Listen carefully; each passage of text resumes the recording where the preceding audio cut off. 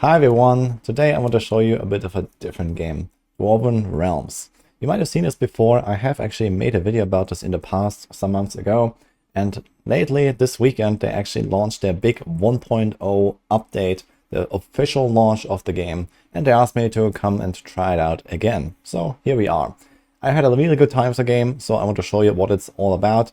This is a very indie game that is made by a very small team. It started out as two twin brothers. I think they have recruited a few more people. They're like 8, I believe. And well, it does show it is an indie title, but it's a very fun one. This is an action RPG of a different kind. Here you have a third-person view on your character, and you kind of mow your way through those massive amount of hordes that come at you all the time. And it's pretty funny and pretty hilarious. A crazy game. So stuff gets pretty wild even at very low levels. You start out with like, dozens of enemies following you around at a time, and you just mow through these big packs. And there's many different abilities you can use. There's different weapon combos you can use to change the style of your play as well. So there's sorcery, archery, then melee, one-handed, two-handed, and so on. So it's like different types. And you make a way through those levels called ruptures that each have their own boss, and then eventually progress through the world map towards the higher tiers and bigger challenges. The game doesn't have classes. Instead, your skills are based on the gear that you're wearing. As I explained, there's these different weapon types. So in my case, I was playing a two-handed axe character, for example, and I have like this triple swing combo as my default attack, and then I have this purple circle, that's one of my special abilities, and then I have another special ability. So each of those weapon types comes with 2 special abilities, each with a few choices, and there's actually lots of different combos available. And not just that, but there's also a range of different passive ability procs that you can acquire via so-called offhands. So there's these trinkets, horns, and goblets that also allow you to customize your build even further. So these are these little icons that you see here right now above my skill bar that trigger these various, so for example here these fire beams from the top, and I know various other stuff that I had in this setup. I don't remember right now exactly. But there's like dozens of different options here as well.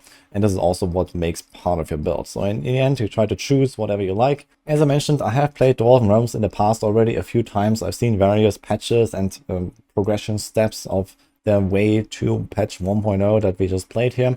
And I do have to say they have done really great updates. So if you compare this to footage from even just a year ago or so, the game looked a bit different. It was definitely not as smooth as it is now.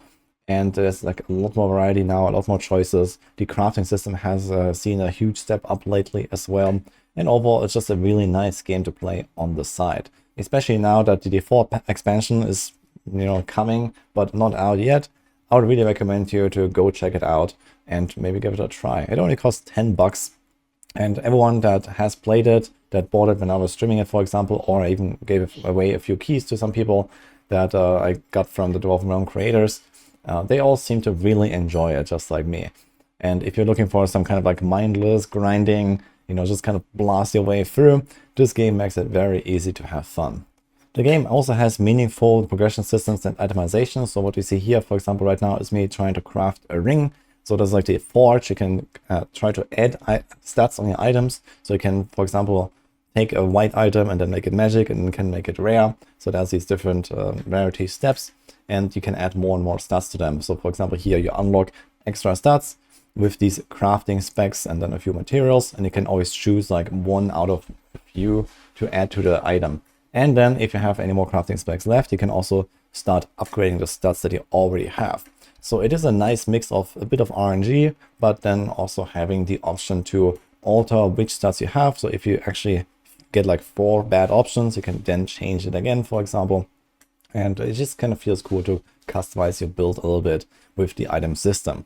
The game also has a detailed character stat sheet. So you can see this here, for example, there's all these different effects they can get. Typical stuff, armor, attack speed, move speed, knife, damage, and so on. And there's these core stats like, strength, dexterity. So you can try to invest into multiple things and also customize the build further. One cool part about the classless system is also that you can actually change between the different playstyles relatively easily. So as long as you have the gear available, maybe you found like a really good weapon, then you can actually change it. So you see this here, there's for example this passive two-handed skills track right now. This is basically a progression that you get as you kill enemies, you get extra XP, and then you unlock these different perks. So there's like a bunch of like passive perks here, and then at various steps you're going to unlock more of these special abilities. So you can always choose one primary, one secondary, and there's like, for example, on this two-handed weapon, there's like 3 options here, 3 options there, and you can combine them as you want. Or let's say you want to go for one-handed, this has like the same track there and a few different abilities. And then, for example, you find like a one-handed mace, you can switch to that and then start leveling up that one, even with your existing character. And here's also the passive tree, which looks like this. It actually has a lot of really interesting nodes that you can pick, for example, to either increase your offense, defense, or some other like utility stats, like your extra resources and so on. And you can kind of just like path your way to those bigger nodes. There's like these notables everywhere, and you try to like gather whatever works for your build. One cool update that Dwarven Realms has done in patch 1.0 is that they've also implemented various bigger boss fights. So here's one of these examples. This is Apaxios. This is in level 12. So every 6 levels, at least from the start, it looks like there's like one of these big boss encounters that actually lasts a little bit longer. In my case, I actually had a fairly powerful build, so it didn't take too long. But I also fought some of these others for like 2 minutes, 3 minutes or so in some cases, which was really fun compared to like the typical smaller bosses that you get at the end of each of the levels. And these are kind of like some milestones that you try to reach. Each of those bosses, the bigger and the smaller ones, have their own set of abilities, so they always have some uniqueness to them and some new things they need to learn or dodge about them, which I think is really interesting. Another thing I really like about Dwarven Realms is also the built-in leaderboard system. So in the main menu you have the leaderboard, and then every time you pause the game, for example, you actually see your standing where you are. And you can see all the other people progressing as they go. They start new seasons very often. I believe it's once a month, and they usually have like some kind of race going on when it's like, you know, a weekend start and then everyone is blasting. It's really fun to see. And I've done this a few times, and it's always cool, especially on hardcore, because, well, you guys know me, I play a lot of hardcore, and in that case, it's always fun to see also like who's actually dead on the leaderboard and how far did they get. And you can actually look at, you know, the top, I think, 250 on each of the leaderboards.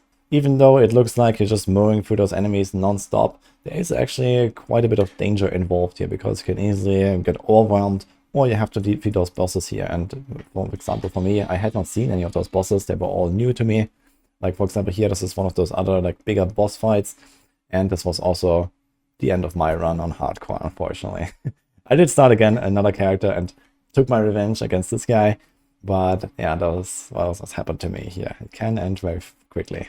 Last but not least, in the home fort where you start your runs from, you have your base, you actually have this hidden room with a bunch of these streamer reward NPCs that you can see here right now. So they have actually done a lot of collabs with other streamers, including myself. You can also find my own here, and you can use a code that is unique to that streamer that allows you to get either a pet or a mount for your character in the game. I think that's a really cool feature, and you can also find my own reward here. And with the code wudijo312 ! You can actually get Isolde, one of our bunnies, as a mount, and Uther, one of our other bunnies, as a pet, and then use those in the game, which is adorable. I don't know the codes for the other streamers, but if you want to get the 2 bunnies, then you go here. This is behind the library wall. It's a hidden door. You have to press E in the home fort and one of the walls, and then it opens the door. You can find this room, and then you can get Isolde and Uther. And I think Uther is even the first pet that I've added to the game. So a huge shout out to the Dwarven Realms guys for adding this. They asked me like a while ago, hey, do you want something like that? And I said, yeah, like our bunnies would be nice. And they actually did it, so that's very cool. They actually have quite a variety of different microtransactions in the game already. If you want to change the appearance of your character, acquire some extra mounts, or well, I guess very soon there's going to be more pets as well. So you can also find them in their Steam store page here. So you can like buy them directly from the game. And you see here there's like various mounts. Here's Isolde and Uther, for example, and there's like this store page. So this is effectively just like a supporter pack, I guess, in a small version for the game's developers. Remember, this is an indie title, so they can really need all the help they can get if you really like the game. And that's it for this video, so hope you enjoyed this. If you have not tried Dwarven Realms yet, I can really recommend it. It's a fun little indie game. It costs $10 on Steam. I have this linked down in the description on the Steam store page, so you can go check it out there. Otherwise, I might actually log in and just play it some more on stream and progress my character, so if I have some time I will do that, because it's just a really nice game to kill some time until the Diablo 4 expansion for me. I'm gonna leave you with this. Thank you to Creator Studios, the makers of Dwarven Realms, for sponsoring this video. Hope you're gonna have a good time with the game, and I'll see you guys next time.